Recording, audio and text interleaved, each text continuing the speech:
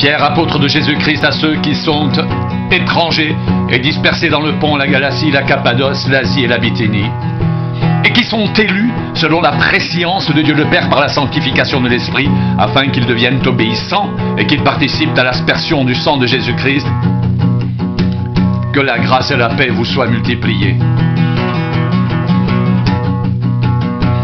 Béni soit Dieu le Père de notre Seigneur Jésus-Christ, qui selon sa grande miséricorde nous a régénérés pour une espérance vivante, par la résurrection de Jésus-Christ d'entre les morts, pour un héritage qui ne peut ni se corrompre, ni se souiller, ni se flétrir. Il vous est réservé dans les cieux, à vous qui par la puissance de Dieu êtes gardés par la foi pour le salut prêt à être révélé dans les derniers temps.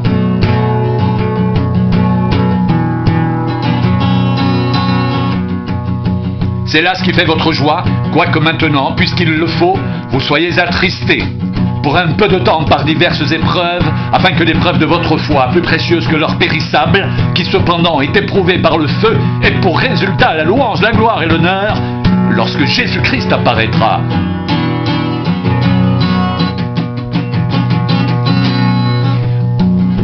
Vous l'aimez sans l'avoir vu, vous croyez en lui sans le voir encore, vous réjouissant d'une joie merveilleuse et glorieuse, parce que vous obtiendrez le salut de vos âmes pour prix de votre foi.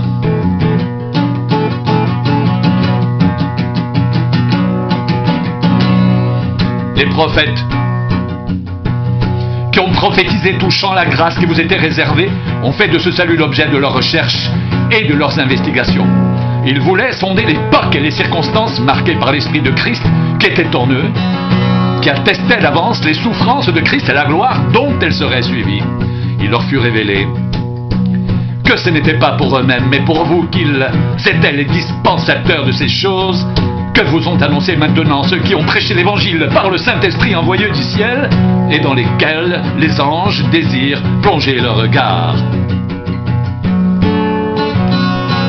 C'est pourquoi, saignez les reins de votre entendement, soyez sobres, ayez une entière espérance dans la grâce qui vous sera apportée lorsque Jésus-Christ apparaîtra.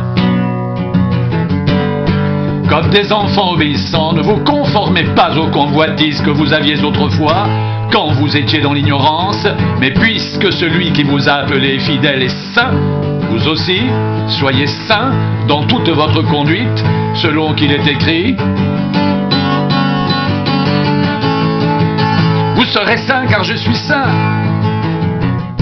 Et si vous invoquez comme Père celui qui juge selon l'œuvre de chacun, sans favoritisme, conduisez-vous avec crainte pendant le temps de votre séjour sur la terre.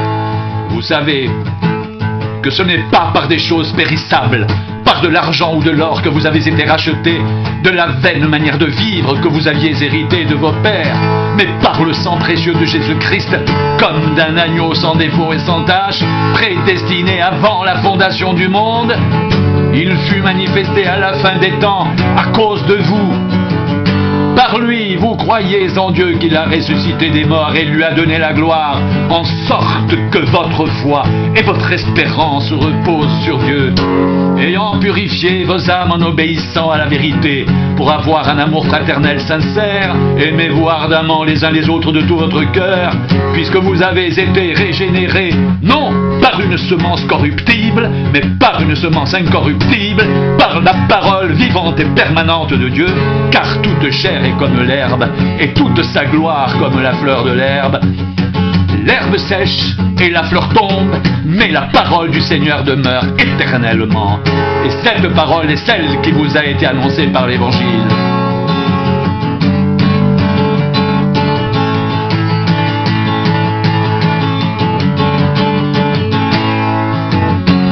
Rejetant donc toute méchanceté, toute ruse, la dissimulation, l'envie et toute médisance, désirez comme des enfants nouveau-nés le lait spirituel et pur, afin que par lui vous croissiez pour le salut. Si vous avez goûté que le Seigneur est bon, approchez-vous de lui, pierre vivante, rejetée par les hommes, mais choisie et précieuse devant Dieu, et vous-même comme des pierres vivantes. Édifiez-vous pour former une maison spirituelle, un saint sacerdoce, afin d'offrir des victimes spirituelles agréables à Dieu par Jésus-Christ. Car il est dit dans l'Écriture: voici, je mets en Sion une pierre angulaire choisie, précieuse, et celui qui croit en elle ne sera point confus. L'honneur est donc pour vous qui croyez, mais pour les incrédules, la pierre qu'ont rejetée, ce qui bâtissait est devenu la principale de l'angle et une pierre d'achoppement et un rocher de scandale. Ils s'y heurtent pour n'avoir pas cru à la parole.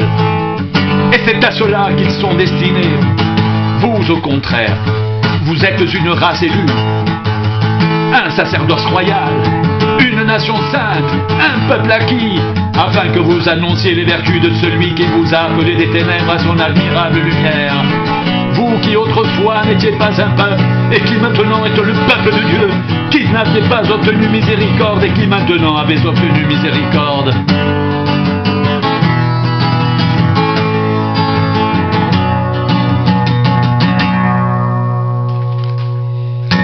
Bien-aimés, je vous exhorte, comme étrangers et voyageurs sur la terre, à vous abstenir des convoitises charnelles qui font la guerre à l'âme. Bien-aimés, je vous exhorte, comme étrangers et voyageurs sur la terre, à vous abstenir des convoitises charnelles qui font la guerre à l'âme.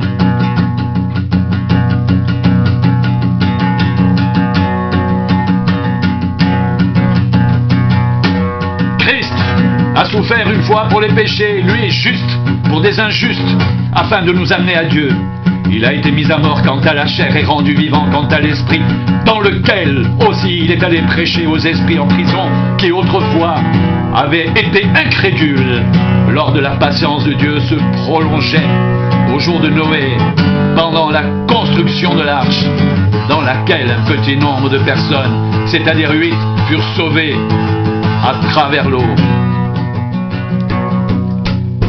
Cette eau était une figure du baptême, qui n'est pas la purification des souillures du corps, mais l'engagement d'une bonne conscience envers Dieu, et qui maintenant vous sauve vous aussi, par la résurrection de Jésus-Christ. Il est à la droite de Dieu, depuis qu'il est allé au ciel, et que les anges, les autorités et les puissances lui ont été soumis.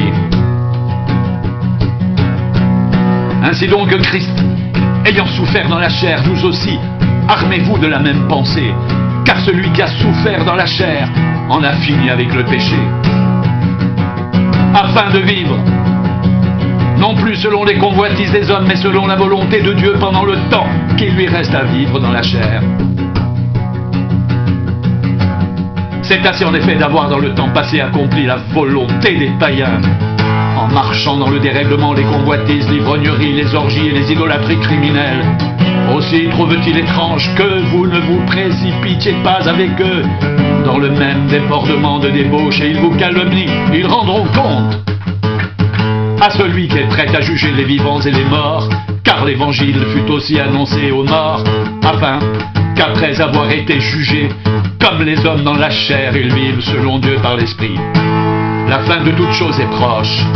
Soyez donc sages et sobres pour vaquer à la prière. Avant tout, ayez les uns pour les autres un ardent amour, car l'amour couvre une multitude de péchés.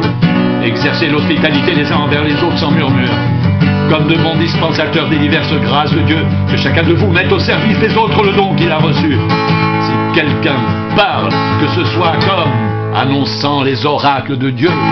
Si quelqu'un remplit un ministère, qu'il le remplisse selon la force que Dieu communique, afin qu'en toutes choses Dieu soit glorifié par Jésus-Christ, à qui appartiennent la gloire et la puissance au siècle des siècles. Amen. Mes bien-aimés, ne trouvez pas étrange d'être dans la fournaise de l'épreuve, comme s'il vous arrivait quelque chose d'extraordinaire. Réjouissez-vous au contraire de la part que vous avez aux souffrances de Christ, afin que vous soyez aussi dans la joie et dans l'allégresse lorsque sa gloire apparaîtra. Si vous êtes outragés pour le nom de Christ, vous êtes heureux, parce que l'Esprit de gloire, l'Esprit de Dieu repose sur vous. Que personne d'entre vous en effet ne souffre comme meurtrier ou voleur ou malfaiteur, ou pour s'être ingéré dans les affaires d'autrui. Mais si quelqu'un souffre comme un chrétien, qu'il n'en ait point honte, et que plutôt il glorifie Dieu à cause de ce nom, car c'est le moment où le jugement va commencer par la maison de Dieu. Or, si c'est par nous qu'il commence, quelle sera la fin de ceux qui n'obéissent pas à l'évangile de Dieu? Et si le juste se sauve avec peine, que deviendront l'impie et le pécheur, ainsi que ceux qui souffrent selon la volonté de Dieu remettent leur âme au fidèle Créateur en faisant ce qui est bien?